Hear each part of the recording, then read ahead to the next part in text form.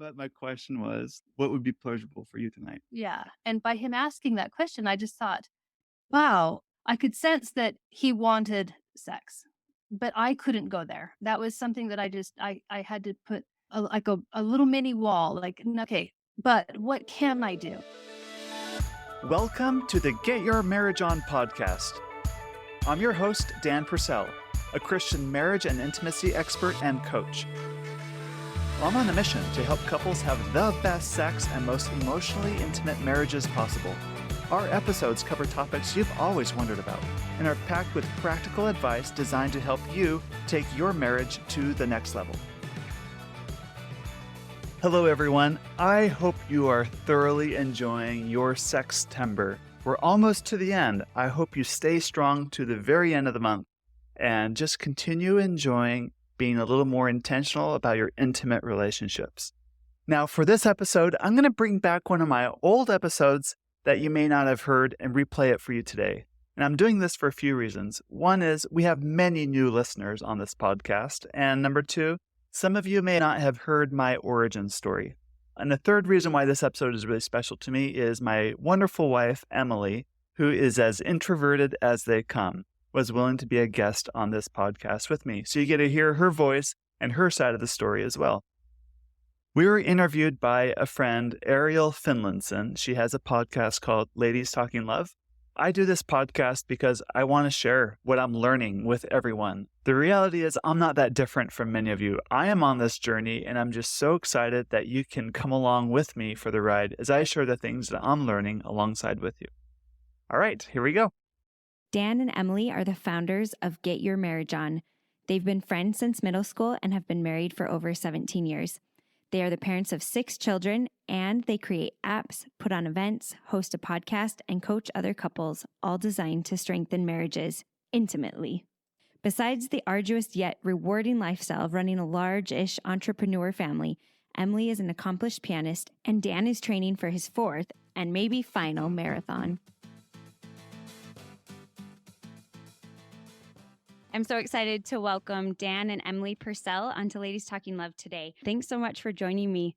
Thanks. We're Thank so you. happy to be here. Could you tell us a little bit about what kind of inspired you to start Intimately Us, the app? Yeah, it started a few years ago. I had a conversation with a friend and he was opening up about his sex life a little bit to me. And these aren't conversations I normally have with other friends. So this was like totally outside of my comfort zone. And he was talking about some of the things he and his wife were doing and changing in their love life that were bringing a lot of results to them and a lot of more sexual satisfaction and how they felt closer and more bonded together and they're communicating better and they're parenting better, all because the sex started to get really good. And first of all, I was blushing the whole time we're talking, like, sure, what are we talking about? And it also really made me self-conscious because, like, deep down inside, I knew in the back of my head somewhere that sex was a good thing, but it's definitely taboo. We don't talk about it, let alone talk about it as openly as he was to me. And also, I was uncomfortable that I was uncomfortable with the topic.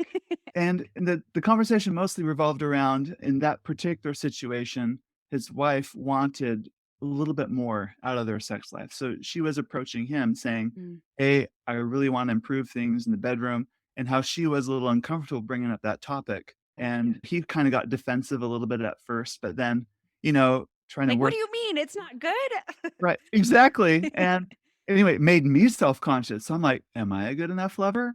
Like, what does my wife think?" Like, anyway, so that night I'd come home and say, "Emily, you'll never guess what kind of a conversation I had today." with a friend. And that night we talked for hours, and the next night we talked for more hours, and probably the first time in our marriage, we've been married 13 years at that point, we really started having the really heart-to-heart, deep, in-depth conversations. It started with sex, but it moved to other areas of our marriage too, like, "What do you think about this? How am I doing there? What are your expectations here?" And one of the things I learned through that is it was really scary and vulnerable to talk about sex at such a deep and fundamental level together. But also, we both realized there's a lot of information that we didn't have. We both come from really good families. Sex in our growing up wasn't talked about a lot. If it was usually in the thou shalt not category of things and all the harm and damage it could have. And yeah, it's a good thing too, but no one ever talked about what a good sex life looks like. So we just limited experience for us is like, yeah, sex is like 10 minutes, lights off in the missionary position. And, that's it. Like, Yeah. we didn't realize there's so much more richness to it. So we're both a little bit nerdy. So we like went on and bought a bunch of books and we read a lot of books together. I read a lot of books alone and I'd share with Emily what we've learned. Like, in a year's time, we went through 12 books together. We found Oh, awesome. podcasts and blogs, and we started to really, like, deep dive into, like, all the beautiful and wonderful things that sex can provide, and it started to expand our repertoire and our connection. We started experimenting with different things, and we started to really like sex. I'm so curious, what were some of the things you realized those couple days conversations, that information that you didn't have? And what information did you find that helped you to improve your sex life? For me, it was this sounds so funny for me to say it now, but there's definitely the physical aspects of sex, and I say these things really respectfully, but, like, women don't orgasm through intercourse generally. Hmm. I didn't know that. So, in the past, when I'd have We should preach frustration. that a lot more. Let's just say Exactly, that. exactly. That just wasn't part of my, like, education or Hmm. people really don't talk about it, or maybe if they did talk about it, I wasn't mature enough to listen to that message at that time, 'cause I was like, "Oh, sex, put up a wall, don't wanna hear about it, Hmm. 'cause, it might be bad." But now realizing it can be really good and helpful. So, learning that if you want sex to be really good for both couples, you don't just focus on only intercourse. Hmm. There's a lot of other stimulation and activity and everything that's really important. So that's more on the physical side. Hmm. And also for me, it was learning that sex is playtime. Like Hmm. it's adult, it's a domain of play for adults. And my inner creativity was, like, completely unleashed through those conversations, like, "Ooh, we could try this, and we could do this, and we could do that," and, like, "Wouldn't that be so fun?" So, in a way, it felt like I was going to a theme park for the first time, because in your mind, you thought, you go to a park, there's only a slide. Like, that was, like, our experience. Hmm. Now we're at theme park, and there's, like, rides galore, and there's the teacups, and there's the upside down corkscrew roller coasters, and there's, like, all of these things, and it's all good, and it's all fun, and so it kinda really expanded what what the capacity is for each of us. I love that comparison of the theme park, especially for me. I hate the spinning rides. And so there's all these rides, and you're going to find, oh, these ones I like more than these ones. And let's try these ones. And there's just so much opportunity to try and also learn, that one's not my favorite. I don't want to do that one again. And it could change over time. But I think that's a really great comparison. Did you have any thoughts on that, Emily? The only thought that I can think of is my own capacity to orgasm or to have those sexual feelings increased as I learned about what's even possible and being okay with having conversations together and learning together. Just the ideas that I'm capable and there's great potential and huge potential. And I always knew that sex was a bond. For us, at least, it was, even when it might not have been as pleasurable for me, it was always, I never felt like after having sex, oh, I wish we didn't do that. I never felt Mm. that way. It was always, this was so good for our marriage and this was good for both of us. But learning that I had more in me, more capacity to enjoy, it just brought so much more to live and more to thrive in within myself and within our marriage. Thanks so much for sharing that. I had that a similar experience, except for me, I felt a lot of the anger and frustration in my relationship because I craved more, but I didn't know how to access it, and I felt like I was missing out on something. But I love how you knew it was good, but then it just opened up this whole array of more beauty and more potential. And I was curious, when Dan came home after having that conversation with his friend, what was your experience? Was that really hard to kind of jump right in and talk about sex? It seemed like it hadn't been a big conversation in your marriage up until that point, or was it fairly easy? What was your experience with that conversation? I felt like it was good. We were both on the same page. We'd talked about it on a very general level, Mm. not very specific, but it felt like because we were both really new at it, we're going at it kind of at the same angle. Mm. And it felt like a beautiful journey because we're doing it together. And that was unifying. I realize most couples listening to this, their experience is gonna be very different than ours. Usually, you're gonna have it be just the wife or just the husband that's totally into it, and the spouse is not interested in engaging at all. So our Mhm. experience, I think, is kinda more it's special for us 'cause it felt really like a journey we were doing together. I think that's a huge way that we can kind of shift our mindset, though, because it should be a journey and it should be something that we're on together and that we're working on together so we're both being fulfilled. And I think just for me, even that mindset shift of like, this is for both of us and we're going to be on this journey together to figure it out together. It's made it a lot better for me and my husband. It wasn't just me who improved or him, we were on this journey together. I love that perspective that you guys shared. So you had some of these conversations around sex and intimacy. How did you come up with the idea for Intimately Us, the app? So for us, we started connecting really well when sex was more playful and fun. So we started creating, like, little bedroom games for ourselves, and, we'd totally nerd out on, like, I don't know, plan out, like, let's do these little games or whatever." And I'm a software developer, that's my background, and I run a custom software development company, and we build apps. So I thought Mm. it would be really fun to take a lot of these little games that we've made and put them in a digital format, like into an app. Then you can update them easily, you can, like, customize it to comfort levels and everything like that.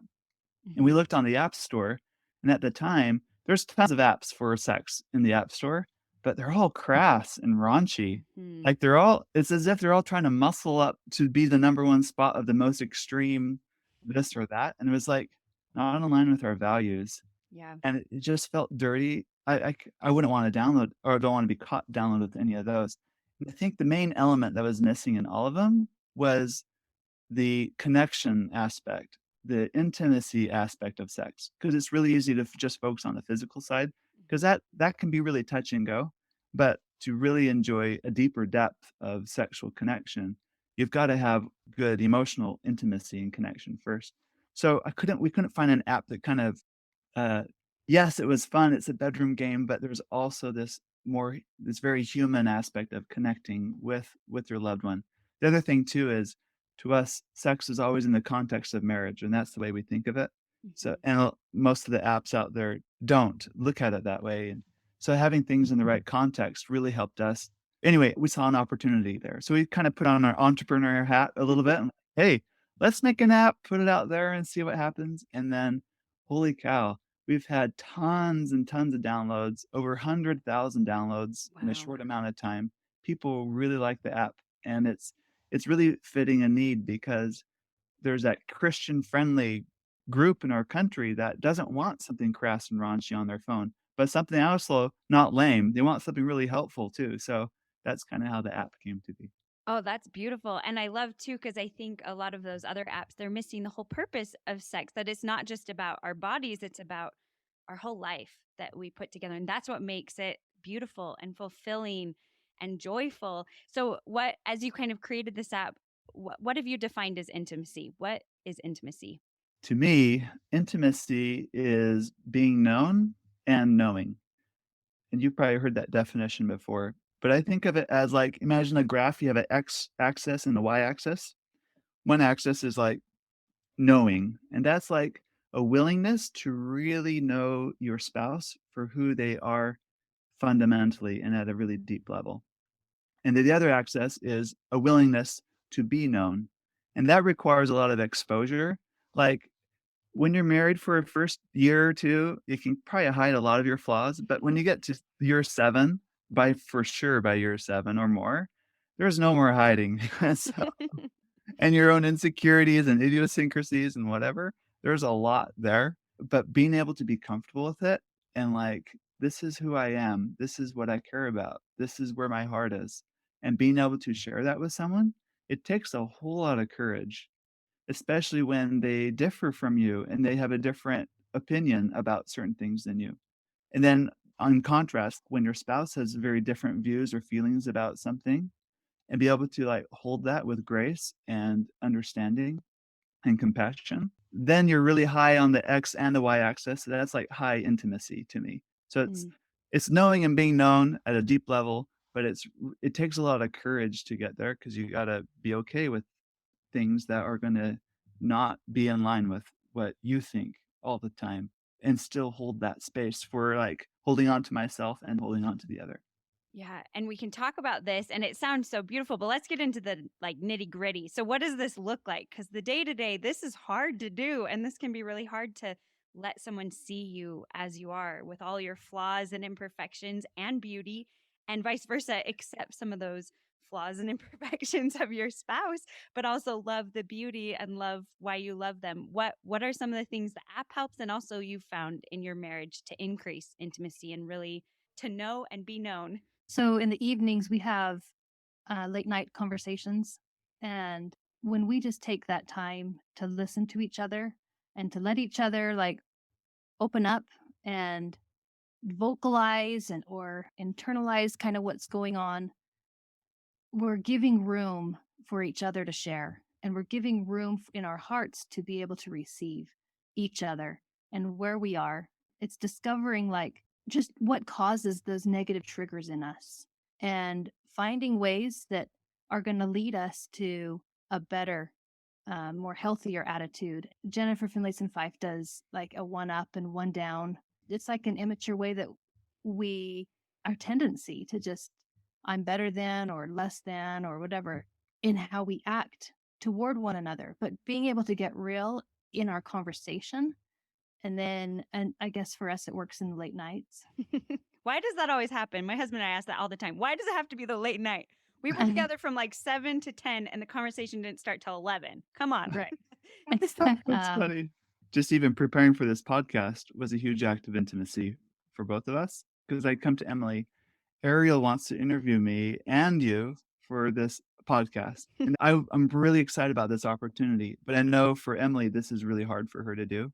So I'm immediately like a little guarded bringing it up because I know it's going to be a huge ask.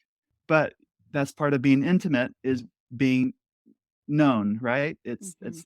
It's so, "Emily, I really want to do this, and it'd be great if you do it with me."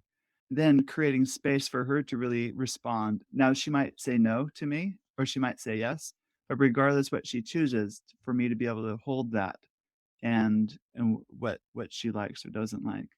Maybe another example, the other night, we were talking about something I wanna do sexually, and it is something that kinda made Emily uncomfortable and doesn't wanna do, or she has a lot of questions about that. So, that's okay, but, it took a lot of courage for me to open up and, like, say, "You know, this is on my mind. I think this is be really good for us." And I'm coming more from, like, an advocacy, like, I'm advocating for something I want. I think it would be Mhm. good and enhance our relationship. And it was something that Emily particularly wasn't really comfortable doing or didn't like that idea or that concept. But I don't punish her for it. I don't like put her down for it or whatever. I'm creating space for two people in the marriage instead of it's always just one person or whatever. That takes a lot of maturity and courage and a lot of consideration and compassion. But without that, you can't have true intimacy. In order for there to be passion in any relationship, there has to be choice. So it's intimacy is the process of creating enough oxygen, enough air for both people to be able to like freely choose each other instead of feeling like you have to do it or you have to choose. So that takes a bit of work to do. And in allowing that choice for both of you, what have you found in the rejection? I guess you could say call it rejection, but that can be hard because it's like I showed you who I was or what I wanted and you didn't want it. And that shouldn't mean in our minds that that was a bad idea or that it wasn't what we wanted. But how do you kind of accept that and be able to acknowledge like this was what I wanted, but that's okay that that's their choice and that doesn't make me less or I shouldn't feel bad about my desire that I wanted this. How do you kind of work through some of those feelings? Oh, that's a hard one. It's so hard. It's hard because everyone says, "Oh, just don't take it personally," Yeah, and that is the answer, I but do all the I time. know it's still so hard not to take it personally. But it's also living in a place of yourself and recognizing what it is that I really want and what it is that he really wants, and recognizing that we're both right. I mean, there's like not a right or a wrong, but it's just how we feel. And if it conflicts, it's hard. Yeah. Mm. It's just being real though and open about it. And that's, I guess, what intimacy for me too is like just being seen and being open with each other. Sometimes it means even for me allowing myself to see myself, to give myself the time and the attention and even the effort that it takes to listen to me and what I want so that I can even share what I want. Because Mhm. sometimes I just don't even know. And it takes time for me to figure out what it is that I want. And then I can share it when I know that. I love that point though, because it takes a lot of bravery to say, no, I don't want that as well. Sometimes I've definitely had experiences in my marriage where I've been like, sure, okay, even though I had a little twinge of a feeling that maybe I didn't want it. And it turns out way worse because didn't listen. I didn't acknowledge, oh, I do feel a little uncomfortable. Let me acknowledge it. And if I had, it would have hurt my husband, I'm sure, a little bit, but it would have been better in the long run, I think, for both of us. And I think, Dan, you were going to say something on that too. Oh, just piggybacking on that, you gotta you gotta be solid within yourself first in order to have intimacy. For instance, let's say I was back to this conversation we had a few nights ago, something I wanna do sexually. If I was really unsure about it within myself, and I'm asking Emily to do it because I want her to validate my desire, like, I want her to legitimize my sexuality or whatever, then I'm depending on her to make everything I think be okay, Mm. versus, like, me doing the work beforehand and thinking it through within myself, or maybe taking it to God in prayer or whatever, right? Is this really good for me? When you're solid within yourself first, then it doesn't feel like a rejection because you're able to hold on to yourself better. But that takes a lot of work, a lot of maturity, and they say it takes couples that are in there that have been married for 20, 30, 40 years, their sex life is amazing compared to the newlyweds because of the maturity and of the heart. You know each other and you're more, like, solid within yourself because sex gets better when you get older. Yeah, I'm excited for that. Got to keep working. But man, what you just said, like stabbed to the heart. I'm like, oh, yep, that is really true. And that hurts because I've totally done that. I'm not really sure about this, but how about you validate me Yes, we do it instead all of the like, time. Uh-huh. instead of really figuring it out myself? And I know in experiences where I have, instead of asking other people first and really taking time, that bravery comes and I'm able to say, here I am. This is what I think. This is what I'm planning to do with this decision. And even if they disagree, and I'm speaking also more outside of my marriage too in some aspects, but even if they disagree, it's like, well, I feel good about it. And in my marriage, if of course my husband felt bad about it, we would have more conversations about it. But it's a really great thing to come to that place of here I am, accept me. Like, Right. and if you don't, that's okay, because that's okay. And that principle works not just sexually, but even on spiritual things or even financial things. We talk about self reliance a lot, right? Becoming self reliant. If we always depend on other people for our faith and our beliefs instead of building that within ourselves, then we're never going to be able to stand on our own and help other people. That same principle applies sexually. If we always want our spouse to legitimize our sexuality because we're not sure about it within ourselves. For instance, some men have a hard time. They want sex a lot because they don't feel good enough about themselves. They want their spouse to caretake them through sex because then they feel legitimized and loved in the act of sex. So when they don't feel good about themselves, they turn to their spouse to have sex with them so that they feel better about themselves afterwards, instead of figuring out a way to take care of themselves first, fundamentally. Then sex doesn't become like just a need to fill a hole within you that will never be filled. You're Mhm. able to fill that yourself, and sex becomes now of a giving gift and something you share together instead of something you just take. Yeah. I'd also add if we're coming from a place of fear, if I'm afraid, or if I'm jealous, or if I feel any sort of an anger or something disruptive within me, I tend to come at it and in the wrong way. Like I don't act my best. I'm not able to listen or I'm not able to give of myself. It's because I'm off. And if it's the idea that Dan might be bringing up that I'm uncomfortable with because I'm afraid or because I'm jealous or because, any of those feelings, I'm not in my right place to be able to return what true to me or true to him. it's off. I don't know how to relate that to what we're saying.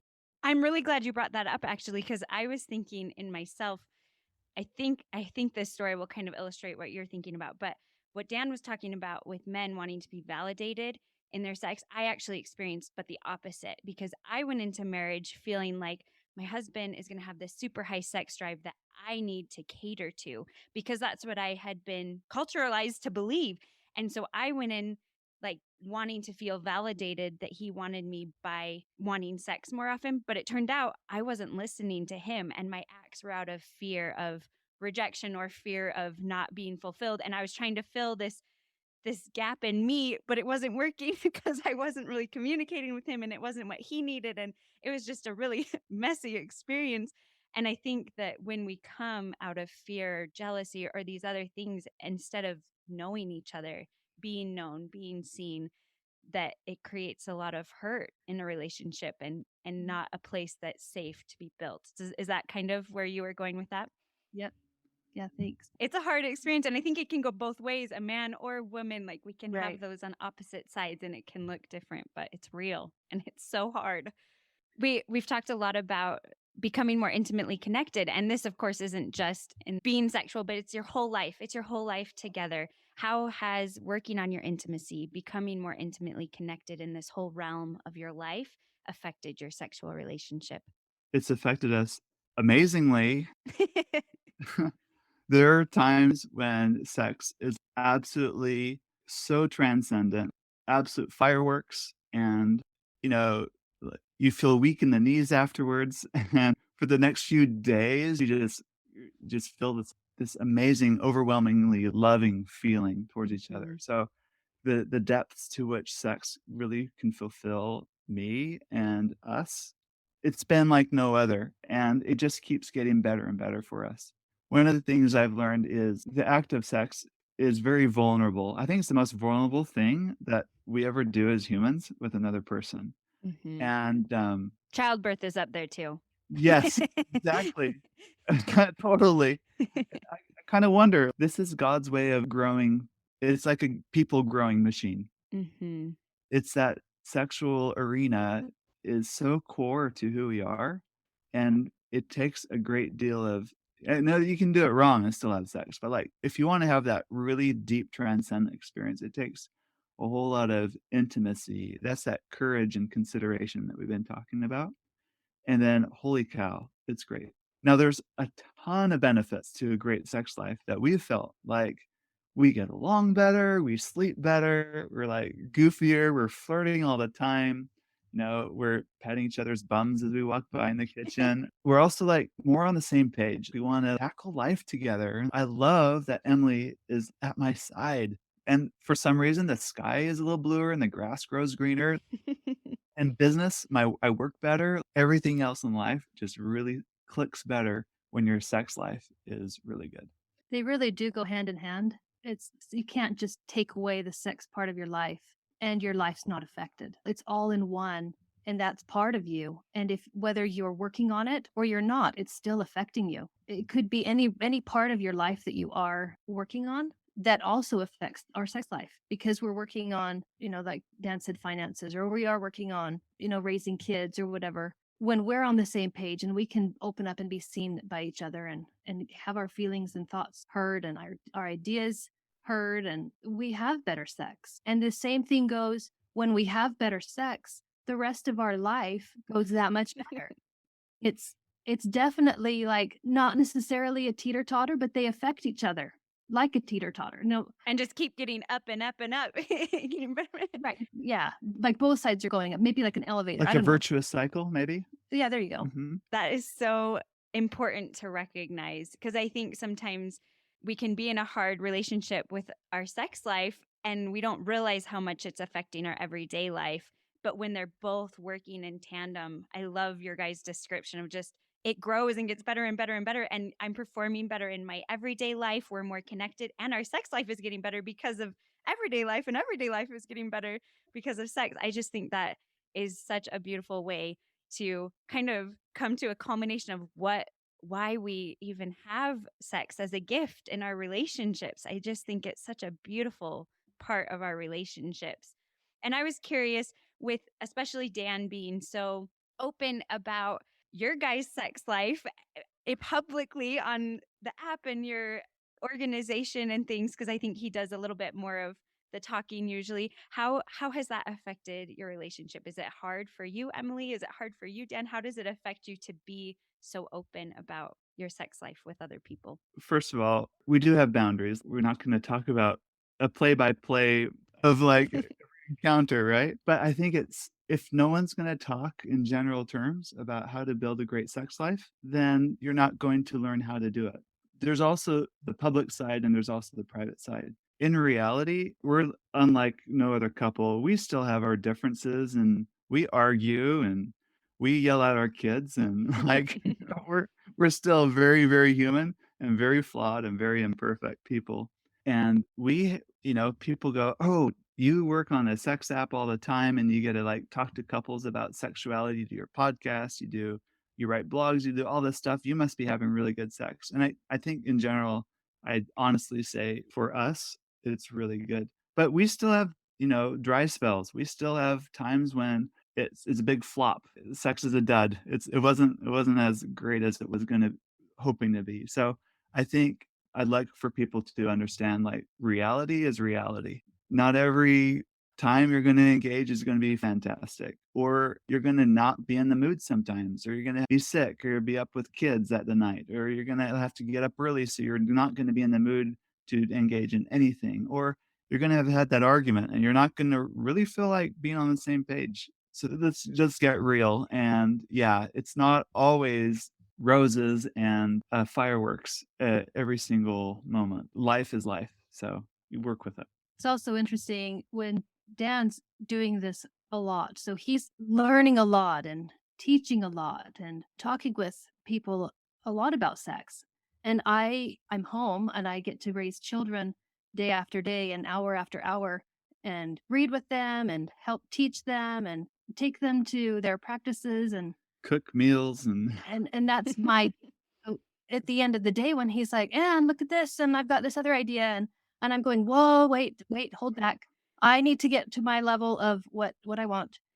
I need some of my space to be able to say, "Okay, let me breathe for a minute, and then I can think about maybe getting into the sex conversation. Just a minute. Just Yes. bear with me for a minute." But with that said, the other night, it was really, really sweet. Dan asked a question. It was like, what was the question? It was, what would you find pleasurable? what would you find pleasurable tonight? And he had already like lit a massage candle. Like he's like willing to give me a massage or whatever. Like, I mean, I could I dimmed tell. the lights. I had the twinkle lights going around the bed. I cleaned the Yeah. room. Took care of the clothes off the floor. I had set up this. I was pretty horny. Like I'm ready to go. Right? I'm letting her know. But my question was, what would be pleasurable for you tonight? Yeah. And by him asking that question, I just thought, wow, I could sense that he wanted sex, but I couldn't go there. That was something that I had to put a little mini wall, like, okay, but what can I do? And I thought, well, I could probably just, let's just cuddle naked because I'm just so tired. I can't even, the idea of getting out of bed to have a massage was too much energy. Anyway, it just seemed like for me to get there was way too hard. So I thought, okay, well, let's just cuddle. Let's just cuddle. And we talked and we cuddled and it was great. And it wasn't even And you fell asleep too. get a little mini nap, but it was like what I needed. And it opened up for me a next level opportunity. And we were able to have amazing sex night. I could not have put in my mind that that was even a possibility 10 minutes before or whatever, however long it ended up happening. But it was like, okay, what is it that I can give my basic level right now? And it could flourish. It could grow. And I'm not saying that it always has to happen that there's sex after. It doesn't. Because just the feeling of connection, however that happens, is good enough. And not even like good enough, it's amazing. It's connecting and it's building. And build on the littlest things. Just do that moment after moment. It's the little things that matter. It's not any big event. Thank you so much for sharing that example. That is just a perfect example, especially thinking about, I think there's this culture that we're not allowed to talk about our sex life because it's too personal. But from this example, you didn't give details, you didn't go in, but you shared really important points for people to learn from about how to create a healthy sexual relationship. And there's so much we can talk about to learn from each other without going into details that are going to be too deep because it is a really special thing and we don't want to give too much information, but we can talk about so much more than we do. And I think that example, Emily, was just beautiful how you were able to say what you needed and Dan was saying what he wanted, showing you, but also it came together and you were both able to be together in that connection. And it did end up in a beautiful sex night. But if it hadn't, I think there still would have been a lot of beautiful connection and understanding. And that's what we're all about. Thank you so much for both coming on. I really appreciated having both of your perspectives. This was such a great interview. And I would love to just kind of end. I think Dan on his podcast usually asks for the one black belt tip. So, what is your black belt tip for couples wanting to create more intimacy in their relationships? I've got like 80. Well, you can let's So start let's start just simple kidding. with especially people who are maybe just discovering this or just at a place where they really need to start slow. What are some of your basic couple tips that you would give them? Okay. We'll go a basic tip and then maybe a black belt tip. Sounds great. A basic tip, I would say, well, I've got 2, sorry. One Go is for it. out of small things are great things brought to pass, and that's no more real than in a intimate relationship. So I believe it's the small little daily acts of intimacy over time done consistently that matter a whole lot more than those occasional one at a time grandiose acts of intimacy. And I stress that in the Intimately Us app, there's a daily intimacy challenge, and most of them are done like 5 minutes or less. But the point is you do something every day for your marriage, and you do something every day for your spouse. And it's those little acts because really it's an iceberg. A great fireworks and amazing sex night or whatever is gonna be just the tip of the iceberg, but you gotta focus on everything under the surface, and that includes the daily little acts of service. The second basic tip I'd offer is expand your definition of what sex is. If it's just intercourse or orgasm alone, then you're missing out, I think. There's a whole lot more to it. Sex can be anything that's pleasurable and connecting. So for one couple, it might be cuddling naked. Of course, there's no like intercourse going on, but that would be very connecting or pleasurable. It could be going out to dinner. It could be dancing. It could be a really good heart to heart, deep conversation. It could be going on a drive. It could be something really fun, like something really silly, getting out the whipped cream and playing, like whatever you want to do, right? But what you do is you prioritize pleasure, is my point. So, like that story that Emily said, what would be pleasurable for you? And so we're focused on what's going to be pleasurable, what you think would be pleasurable, not what is sexual to you, like Mhm. what is pleasurable to you. So when you focus on pleasure and follow the pleasure, then you find a lot more space for that. I love those. And then a black Black belt belt. tip would be so let's say you're already in a good place and you wanna amp up sex to the next level, I would say make it fun. Some of the fun times we've had, we got a, shower curtain, so it's like a vinyl sheet, we put it on the bed and got some baby oil and squirted it on, and we played on that, and your whole body is slippery, you're, like, slipping all over each other and slipping all over the bed, and that was you can't even get up on all fours on the bed before you, like, slip onto your stomach, right? It is so fun. That was really fun. Another fun time we've had is we got a little bit of minute to win it games, Uh-huh. but we put a little bedroom twist to them, and I don't think we've ever laughed so hard in our life. Another thing we did that was fun is we got, like, a Jenga game, and on each wooden block with a Sharpie, we wrote a little foreplay act, like make out or back massage and you can let your imagination go. And then we played Jenga where every block you pulled out, you do that, whatever's written on it. That made it fun because you don't know what you're gonna get next.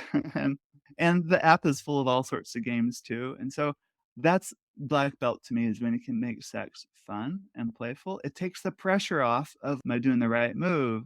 How is she doing? Like, is this taking too long?" It doesn't none of that matters because 'cause you're just having fun in a very adult and intimate way, and that those sorts of things are, like, really, really fun. I love those tips. Those are so great. Oh, I thought of one more black belt Yeah, tip. go for it.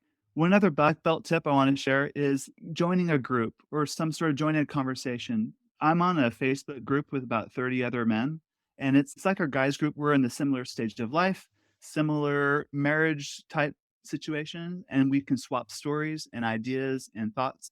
And it kind of makes the conversation about sexuality and being a husband and being a father, it kind of makes that safe. And I learn a ton from these other amazing men. And I like what you're doing too, Ariel, with your group, that you're encouraging these conversations and like joining this through your Instagram and things like that. So I'd encourage anyone that wants to really level up in their marriage, find a men's group or a women's group and like go to share ideas in a safe place. It's kind of like what I wish church was like sometimes, a place we can really be open and talk about what we're really dealing with without judgment and compassion. We can really help each other with those things. And I think that's what that does when you can find that group. I totally agree. And that's you're a lot of what you do and I do too is just let's get the conversation open. We can learn so much from each other. And just when we're dry of ideas, I love having the app. That's such a great idea. And your friends be like, oh, what was something you did to spice up life a little bit? I'm in the drudgery of dishes and diapers and whatever, you know? And I think that's such a great idea. We talked about the app a little bit. Can you tell us where we can find you? Yes, search the App Store for Intimately Us. And our website is getyourmarriageon.com, where we have tons of other resources too. Awesome. Thank you so much for coming on today. This conversation was amazing. Thanks so much, Emily and Dan. Thank you. Thank you for listening to today's episode. If you're interested in accelerating growth in your marriage, either sexually, emotionally, or spiritually, I want to invite you to work with me in my affordable coaching program called Next Level. More information about Next Level and my fun and sexy apps for couples are available at getyourmarriageon.com. Please also don't forget to subscribe to this podcast so you don't miss a single episode. And be sure to tell your married friends. I promise, they will thank you for life. Now go get your marriage on.